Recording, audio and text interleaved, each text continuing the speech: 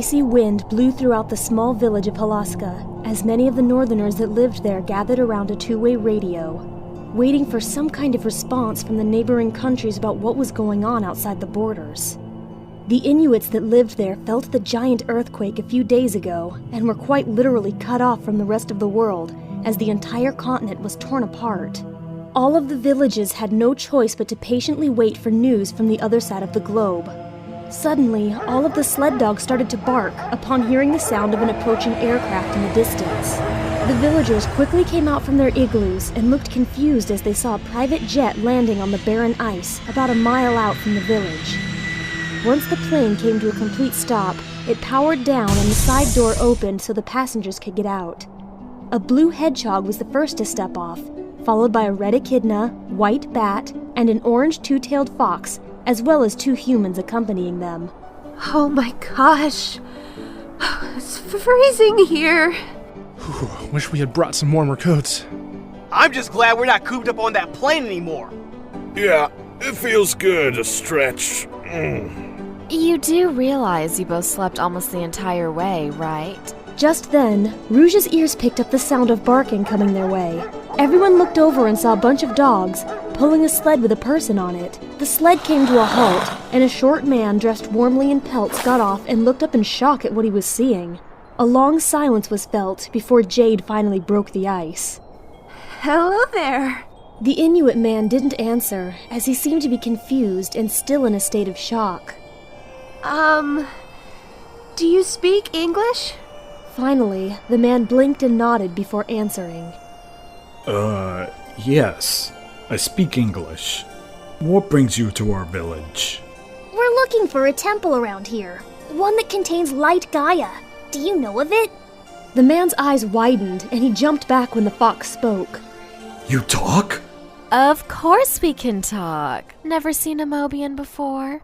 The man paused for a moment, but his face soon showed an expression of realization, as if he was recalling something important. It can't be. I thought it was just a legend. A legend? What? I'll explain on the way. Come with me to the village. My name is Anik. It's an honor to meet all of you. Which way to the village? It's about 2 miles west from here. Great! I gotta stretch my legs or I'm gonna go nuts! Race you there! Sonic suddenly sped off, kicking up snow and causing a sonic boom and a gust of wind within seconds. Anik gasped and blinked in awe at how fast the hedgehog was.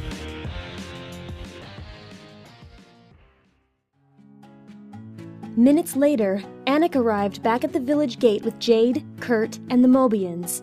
Once there, they found Sonic waiting for them impatiently at the gates. What took you guys so long? The Inuit opened the giant door to the village. He motioned them inside, and they followed him to one of the many big structures made of ice. As they passed by, some of the villagers stared and pointed at the Mobians. When they reached the inside of the structure, Anik handed Kurt and Jade some warmer winter coats and gloves. Here, these should help you too. Thank you so much. So, what were you going to explain to us? There's a legend passed down generations here of how heroes from another world will save a broken planet from total destruction with Light Gaia's power. Many has passed it down as old wives' tales, but after what has happened, I have no doubt that the legend was true. Suddenly, the door slammed open to a young girl with wide eyes. What is it, Vrina? Papa, come quick! There's something on the radio! Anik looked surprised and quickly motioned the others to follow as he left. They all ran to a tent where a two-way radio and antenna was set up. Everyone gathered around the box, anticipating the message coming through. Greetings all, this is the one and only Dr. Eggman coming to you live from my radio tower. I have a message for a Sonic the Hedgehog and his little friends.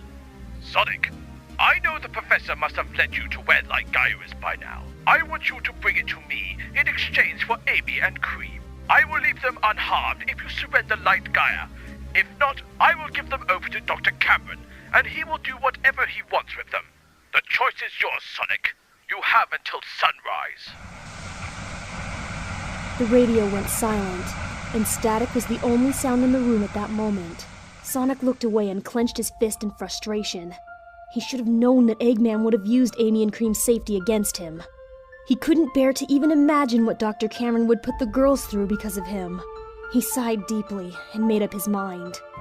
We have to get Light Gaia. And just give it over? No, we're not giving anything to anyone here. I promised the professor that I would save this world, and that's exactly what I'm going to do. But how? I don't know yet, but I do know that we'll need Light Gaia's help. Aren't we in this together? Yes. You're right. Right. Now, where's this temple place? According to the professor's papers, it's supposed to be due north of this village, though we're gonna need a compass or else we'll get lost in this snow. We have one here you can use. You could take some of our sleds too.